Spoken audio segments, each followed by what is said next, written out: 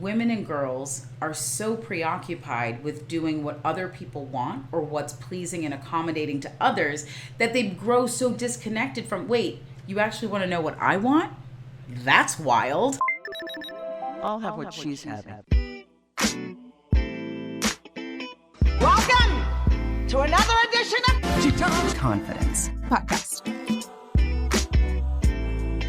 Welcome back. This is the She Talks Confidence Podcast. I am Tony, your host, as usual. And today, I love today because I love talking to women that have the same perspective and actually work with the same people and on confidence and on empowerment that I do. And it is Dina Scippa. Dina, how are you? I'm so good, Tony. I'm so happy to be here. Oh, yeah, I'm so happy for you to be here. And I want to just say, I'm going to do a quick intro because I want you to get into your story because I just love it. And so you have a website called enoughLabs.com, and you work with the same population that I work with in terms of empowering women and confidence and understanding how important that is in every aspect of life and in moving forward and really framing your own reality, creating your own life blueprint and plan to move forward. And your motto is the same kind of as mine, is believe that you're enough, believe that you matter, and go out there and make it happen, basically. So, Dina, can you talk about, you've had a lot of experiences traveling all over the world, and you deal with confidence. And we talked before the show, there's two books out there that are incredible for confidence, and they're both, one's an offshoot of the other one, and it's The Confidence for Women. The is actually what it is. And it's Claire Shipman and Katie Kay. And they have an offshoot book called Confidence for Girls. There's a great statistic in that you had indicated in your email to me. Can you lead off with that and then go into what you found in your travels in terms of confidence in women all over the world? Absolutely, Tony. You know, that statistic I came across in 2019, and I think I probably reference it at least 3 times a week. And it's a great statistic, and it also is a statistic that makes me ache, and I say that often. The Confidence Code is a great book. The accompanying guide, The Confidence Code for Girls, and for anyone listening, should definitely grab it. Great resources. But both books are predicated on this incredible research that was commissioned that looks at the rates of confidence and when it typically tends to peak around girls. So I always ask audiences, what age do you actually think that a girl's confidence peaks? And I get a range of answers, 14, 19, or I don't know, maybe 70. And I'm like, 9 years old. Crazy. That's insane. Crazy, right? 9 years old, before a girl has even hit double digits, her adolescent years. And actually, the research goes into saying that between the ages of 10 to 13, it drops by 30%. And that between the ages of 13 to 16, it drops another 60 to 70%.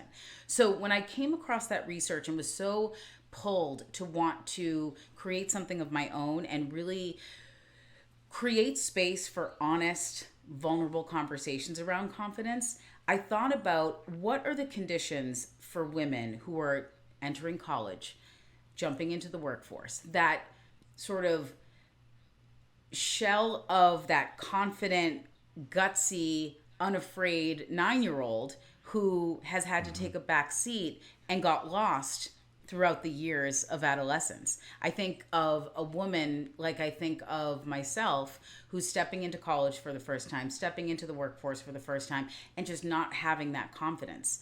So you asked me about my travels because it's funny, when I go back to actually my adolescent years, I grew up in suburban Massachusetts, a community that looked everyone looked the same, and I stuck out because my father's Italian, my mother's Cape Verdean, and I was awkward and curvy and didn't have the blonde hair, blue eyes, and all the trappings of all the great high-end brands that other kids had. So I just felt that's a good way stuck to out. It, right? Yeah, that fierce sense of belonging just didn't exist because I didn't fit the mold of that suburban enclave that I grew up in. So I think from an early age, I was always fascinated with leaving my town in Massachusetts and going to explore. And I took a class in high school called International Relations, and I just got so fascinated by the world, and I just wanted to discover as much as I could. So when I went to undergrad in Washington, D.C., I focused my concentration of studies in international relations with actually looking at international development through a lens of gender. And so I was one of those people who knew, like, from a very early age what I wanted to do. I wanted to be working in that gender space on a global scale. But it took me some time. And I will tell you for sure that my confidence was definitely riding shotgun every time I tried to put myself out there and go for these big opportunities, and then never getting quite close enough to the decision and to the opportunities. But finally, it probably took me about 12 years into my career to finally land that dream job. I created a position in a consulting firm that implements projects around the world, from Africa, Asia, Latin America, and the Middle East. And they were implementing projects, and I made a pitch, chalk it up to really that leaning into the confidence and believing in yourself. I created a position to advise projects around the world on how to better integrate considerations that women and girls were facing, what their priorities were, because it's so unique. Think about an education project. The way that young women and girls access education in a country like Egypt will look very different from the way that boys will. So I was advising projects on how to reach a broader base and how to take into considerations where the unique needs and priorities of women and men and boys and girls were. Age group that you specifically focused on? It was all over the place because different countries, different contexts. So I would work with adolescent girls. I would work with older women. I've worked with every generation. Yeah. But interestingly, you asked that because the conversations, the stories that women and girls were telling me all started to sound pretty similar. Because Kabul, Afghanistan, Kigali, Rwanda. I've been to Lima, Peru, and Fiji. That was a fun one. And Jordan. And all of these places, women and girls would talk to me about their crisis and confidence and the limitations that they had internalized about what they could really pursue, what was appropriate, and what they thought could be possible. And a lot of times, I think the common thread with talking to women and girls from all over the world was the reason why they couldn't do it was, what will other people think of me? Wow. It's the norms that govern our behavior around what we think is possible and what we give ourselves permission around. I wouldn't have thought that there'd be a level of consistency or a what do you call it? The connecting string throughout the whole, all of them, that it was specifically what would other people think. Fascinating. It's to that culture piece, Tony, to the point that it's, when I talk about what will other people think, it's because who's setting the tone for what's okay. So it's typically and who is setting the tone for what's okay? There you go. Men who are in power, who are dictating, no, a woman's role is here. No, that's to go into that field, that's so inappropriate. You'll bring shame to your family. So many different contexts. I think what's appropriate in Jordan may look differently for what's appropriate in Peru, for example. But what reigns supreme is those in power are dictating what's possible. When you went through and you saw this connecting line through all these, did you go about empowering them at that time? Is that part of your goal or your objective when you were meeting with these women? Yeah, so the work that I was doing in the international development space was more or less not empowering women and girls directly, but actually connecting with them to find out directly in their own words, what were their priorities? What were the challenges that they were facing? What were the barriers that they saw present when it came to accessing a project like that I was advising? So if, again, going back to an education project, I would talk to women and girls and ask them, what are the specific needs that you see are so important? So I think a big piece of empowerment is actually getting to know people and their stories and figuring out, what is it that you think you actually want? And I think so often on a global scale, and this is definitely the case in the United States too, we're not remiss, is that so often women and girls are so preoccupied with doing what other people want or what's pleasing and accommodating to others that they grow so disconnected from, wait, you actually want to know what I want? That's wild. I told you before, when in my podcast, if you're watching the video here, the person talking is the one on screen, right? I'm sitting here nodding. My head almost fell off. I'm nodding so much onto that. Isn't that, it's unbelievable. The focus goes completely from the introspection to like exterior validation and walking on eggshells.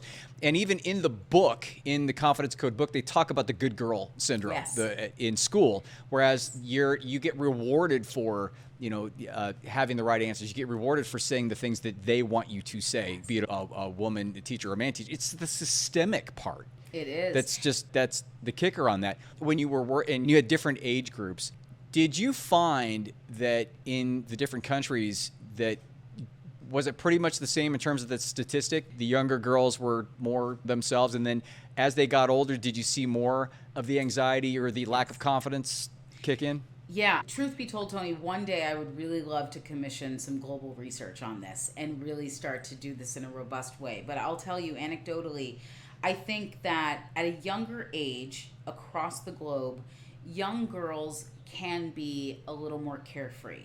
There's not the same barriers facing a 7-year-old girl to get into school versus a young girl who's maybe 15, who a family may be thinking about their options. And so culturally, in some countries, what's present is a family may make a decision for economic need where it says it makes more sense to invest resources into sending our son to school versus investing in resources to send our daughter. So our daughter at 15, you don't need to keep going to school. You can stay home, help us at home. That's what we need. And then if the situation arises where there's an inclination to want to marry young, that sets off a trajectory for that young girl where her options look totally different. Mm-hmm. So I think generationally, there's a lot happening. I think there are certain pockets of the globe in young women in sort of adolescent ages to in their 20s who are starting to really reject convention and reject this idea that they have to singularly follow this track of, okay, school isn't important, marriage, kids, and that's the path. They're starting to see more options available to them and more paths that they get to blaze. What I think is interesting, though, is the intergenerational conversations that are happening. Women who may be in their 50s, 60s, 70s saying, what are you talking about? Why would you reject this? This is our tradition. This is our culture. So I think and culture. That's happening. Yeah, what's appropriate. What I found a lot in my travels of women saying, I'm afraid of what other people will think. Even if you have women who I coach right now, I coach a lot of women who come from different parts of the world who are sharing with me, because I have that unique perspective as a coach, is that they're saying, I would love to do this, but I'm just so afraid of what my family is going to think. Yeah. My father or my uncle or my brother has a certain expectation of what's appropriate for me, and I don't agree with it, but I don't know how to navigate that. Isn't it interesting that, and I tell my clients this all the time, what I have sitting in front of me is a very powerful, strongly intuitive, very smart, very bright, amazing person. And you're giving it all away. That part. What are you doing? And the kicker is that they come to us, or clients come to us, or they read books or whatever, because they want to figure out how to do it. Yet they are freely giving it away in the perspective that they have. Now, I have to say, and we talked about this before the show, some of that has to do with almost subconscious system stuff, right? For sure. And it just the way that it is, and there's just this expectation because you were either grown up with it or generationally, we're almost like encoded in our DNA almost. Yes. That this is a generation, way back, and you don't even realize it. So I give a pass on that. You give everybody a pass on that. But the whole point is that when you come in or you read a book or you go in and you talk to somebody, a coach or a therapist, if we're saying, listen, you have all that you need. You have all the puzzle pieces to make your puzzle, to be your empowered, amazing, whole and complete self, and to dictate and to plan and to follow through on the journey that you choose to go. They'll go, okay, sure, great, and then it won't follow through. And there's two reasons for that is what I see, and I want to get your perspective on this. Yeah. The first thing is that they still haven't integrated that true and utter acceptance that because they're fighting all of the past stuff, all the ego stuff and all the programming. The second thing is, and this is the big thing to me, and I don't blame people for not, progressing quickly, especially with women. When you leave talking to us or you stop reading the book, you still go back into your world with all the stuff in there that's keeping you in the bubble that you don't want to be in. Yeah. So that being the case, how do you go about reframing and creating different perspective and empowering your clients to start to understand where they're at? Because it all comes down to awareness, right? That's what confidence is. It's an awareness and understanding of really who you are and being okay with it. Mm-hmm. Now I'm the one who's is almost going to fall off my chair because I'm shaking in agreement. I'm like, absolutely. I always say when I can meet with a woman, say we're just getting to know each other, who wants to work with me, and the question I oftentimes will get is, what do you suggest I do? What do you think I should do to gain confidence? And I said, listen, let me tell you something. If I was secretly holding a checklist of the top 10 things that you can do and do these things perfectly and you will be confident in 30 days, I would be rich like Oprah. But it doesn't work like that. Man, that would be, wouldn't we? Would I mean, incredible. Yeah, that would be it. But there's no just retire, buy an island somewhere. And I would be totally happy with that if it was that easy, but it's not. And I oftentimes will tell people, we were talking before we hit record about the big C confidence and little C confidence. That big C confidence that you so beautifully articulated around, like, it is just that sense of belief.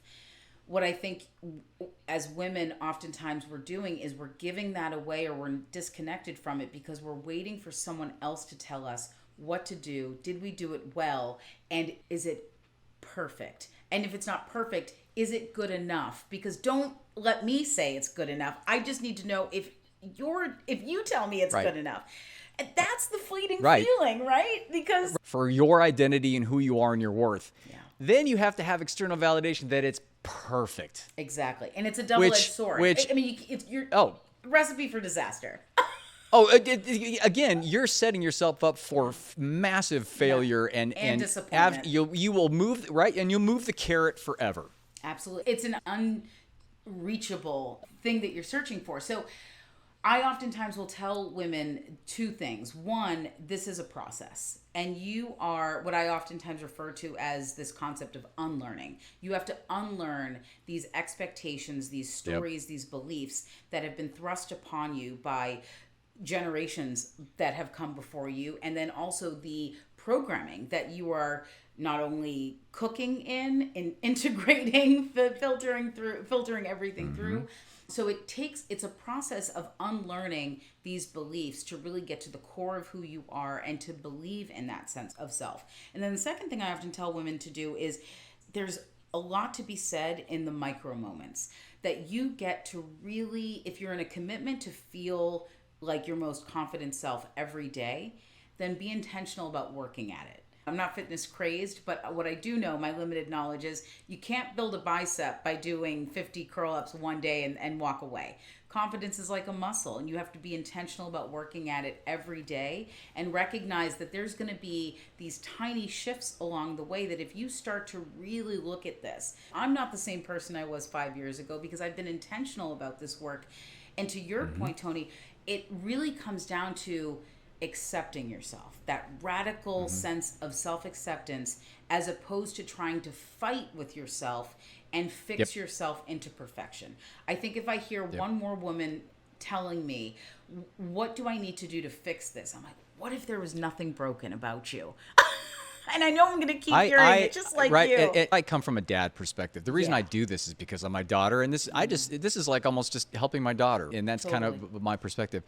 And every time I hear that, I try not to get out of my seat and say, are you kidding me? Because there is no such thing as being broken. No, but that's part of the programming, right? Right. That's been going on. You are whole and complete.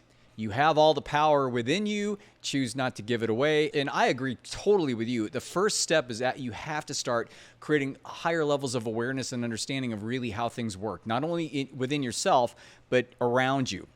It doesn't mean that as soon as you realize that, you start to, I call it atomic bombing your life, right? Making all these humongous changes, because you'll pull the foundation right out from under you. Totally. The fact of the matter is that not at all, not whatsoever. And the key to all of this is to first start inside with yourself and then to move outside from there. And when you do that, you cannot change your tribe overnight. No. Through your process of introspection, right, you're going to realize who really should be in your tribe and who shouldn't be in your tribe. And guaranteed, because this happens every single time, it's going to be a lot smaller after you do your improvement and you gain levels of confidence. And then you can add quality people as you go along, because things are going to change. If you grow and they don't, you're going to grow away and out. No right? one prepares you for that part, Tony. And I Yes. think it's the idea that the more introspection that you gain, the more awareness you lean into, you start to realize that the people that you've been surrounding yourself with, be it at work, be it in romantic partnerships, friendships, you're realizing that chase for validation and approval is in a lot of different places. It's not just this abstract concept. So I think one of the hardest parts about working on building your confidence and feeling that sense of empowerment really comes down to questioning and unlearning that idea that I have to seek out that approval in everything I do, in all of the people around me. I used to joke that when I was in my 20s, I would be paralyzed by the idea of making a decision. I would jump on the phone, probably call 5 or 6 girlfriends a night and be like, what do you think? This one said this. What do you think about that? Did you think about it this way? Because she said this to me. And it's like, why am I trusting other people's opinions about my life? Right. There's a great quote that I always refer to. It's, stop asking people for directions to places they've never been. Yeah, exactly. Because wherever you're going, that's where you're going, and they've never been. That's it. Yeah, and it's always good to rally the troops and the people that you really trust and get their opinions or their input on stuff. But ultimately, it's going to be your choice. But what does that come down to? It comes down to the perfectionist thinking. Yeah. And it comes down to just not being confident enough in your own intuitive power.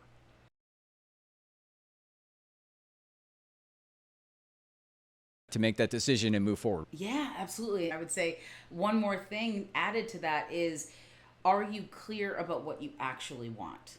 And I oftentimes ask that's women, huge. What do you really want? Because if you're making decisions based off of, this will be impressive to people, this is what people will approve of, by doing this, people won't judge me. Because if I said what I really want to do is open my own fashion line and go out on my own versus just continuing in a career that I've done for the last 20, 30 years, I've talked to so many women who have said to me goals of theirs that they've never shared with anyone, not even their partner, their family. And that, like I said, is exciting and an honor to hold, but it also makes me just so sad that oftentimes there's so many women who will go throughout their lives never feeling like they could actually give any light to the things that they truly want and desire.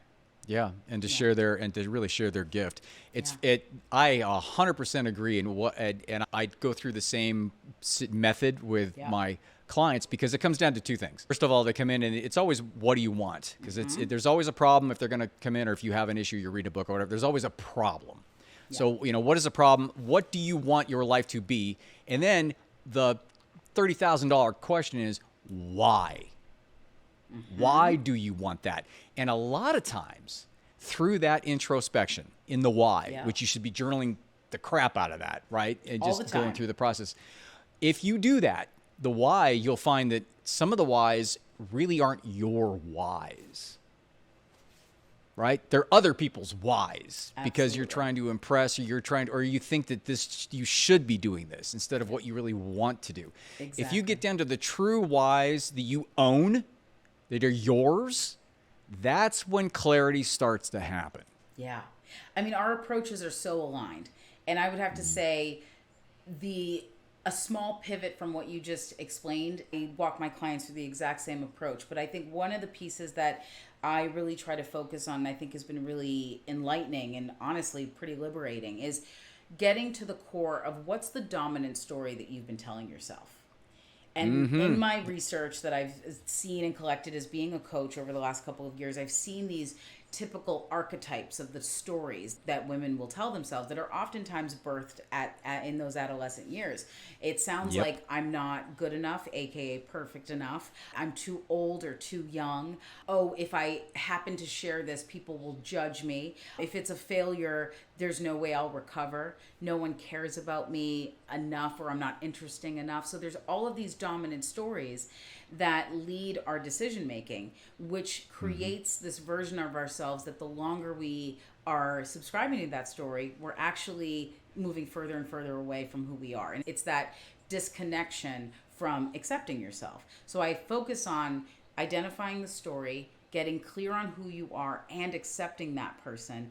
And then, like you said, talking about the why is going to inform who you want to become. So I talk about it through the lens of like burden, being, and becoming is my coaching framework. I like that. Yeah, and it's all about shedding the story that is not serving you, the shoulds, the expectations, all of that stuff, and moving into, wait, who could I really be if I didn't care about all of this stuff that isn't even real in the first place, and really lean into this new version. And then I think about not to be cliche, but I'm going to go there for a second, is what would this planet look and feel like politically, socially, economically, if women just leaned into who they have always known they were destined to become, but have been too afraid to let go of the story or what other people think. And that's what's happening. Can you imagine? Can you imagine the incredible? Because I told you, every client that comes in, I'm like, you are unbelievably powerful and incredible. You just don't get it yet. You just haven't accepted it yet. The thought patterns, the negative thought patterns come from your programming, your neural programming when you're younger. It's a thinking thing, and we talk about that. And then I call it the movie, the mind movie, the automatic mind, the thing that turns on immediately when there's some sort of a reaction to something in terms of it, like a possibility of doing something or reaching out or somebody saying something to you. It's the automatic movie that goes in your mind, and most of the time that's a negative thought pattern that's keeping you in that little bubble. Yeah, absolutely. Instead of branching out. Yeah, it's the same. Yeah. I love that. It's the same. Yes. So that was like amazing, Dina, and we're already like, that's it. I'm so grateful to you. When I came across your profile, I've listened to your show. I absolutely love it, and I just want to say, having a male perspective inside of this conversation is truly important, and your drive and motivation, so helpful. And I think I love meeting coaches and people who are speaking on this with authority and with conviction. And I just get excited when I see more people being committed to this work. And I just want to thank you. And the same. Oh, and thank you for doing it too. I always say, me coming from a man's perspective, I saw that as something that was underserved, and it's always been my groove, because ever since I went back and got my psych degree when my daughter was really young and I was raising her on my own. I went through Daughter 101, basically. I was a dad girl, and through that process, that's why I do this. Because PhD. I saw. So Dina, thanks so much. I really appreciate it. Dina Scippa, and it's enouughlabs.com. Can you talk a little bit about your website and then what you have to offer and then where to get a hold of you? Absolutely. Enough Labs is my coaching practice. I launched it in 2020. You can find out the story and the offers I provide at unpacking. You can follow me on Instagram at Enough Labs, as well as TikTok. And I talk all about unlearning the patterns of perfectionism and people pleasing. I love what I do. I have no intention of stopping. I oftentimes will say I'm just getting started. And currently I offer a 6-month group coaching program called the Unlearning Lab, where it really is a safe space for women to come together and heal in community and solidarity, and really recognize the patterns that are not isolated. They're not alone in their thinking. And I've found that to be one of the most healing things ever. Yeah, isn't that amazing that a lot of them think that they're the only ones that have those thoughts or that are going through that? That's incredible. And the people pleasing, that doesn't happen, does it? Oh, no, never. God. No, not whatsoever. That's not an issue at all, right? In fact, I'm actually logging on TikTok, Chronicles of a People Pleaser, and I'm getting really honest there. Yeah. Everybody's going, yes. Yeah, exactly. And believe me, that's not just women. You're looking at a big one right here. Big people pleaser perfectionist. Right? Recovering perfectionist. They usually come together. So I'll be in recovery for my entire life. Yes. Very mutually inclusive. Yes, for sure. So Dina, thanks so much. And then for me, of course, it's TonyDufresne.com, because you won't be able to spell that. So you can go to theconfidencedoc.com. And I actually have a new masterclass that I've been promoting for 3 weeks. It's almost done, and I'll have it up. And that's on women, how to end a toxic relationship. Love it. And it's an hour masterclass. And then I have a little bonus on that is about gaslighting, that fun little thing that you always enjoyed working with or dealing with is good old gaslighting. So it's like a little presentation that I just add in as a bonus. So I'll let you know when that comes up. You can also go to Tony@theconfidencedoc.com to ask me any questions, or if you want a free coaching thing, if you want to do that. So hope things are good. Thanks again, Dina. I really appreciate it. I'll see you next week.